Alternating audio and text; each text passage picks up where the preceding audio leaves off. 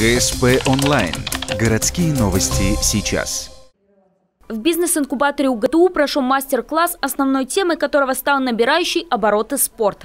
Скандинавская или северная ходьба появилась у нас примерно 3-4 года назад, а уже в этом году обрела официальный клуб с названием «Ухта ходит». Оказывается, для наших широт такой вид физической активности очень подходит. Не нужно специальное снаряжение, достаточно 2 палок, похожих на лыжные, и тропинки. Ходи себе круглый год, улучшай здоровье. Изобрели этот бюджетный улучшатель самочувствия финны.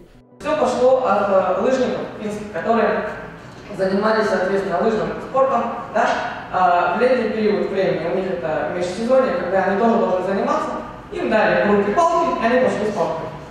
Да? Дальше, потом, когда сделали перевод определенный, да, их смотрели, врачи обследовали и пришли к выводу, что те лыжники, которые занимаются в летний период с палками, у них улучшились результаты на соревнованиях.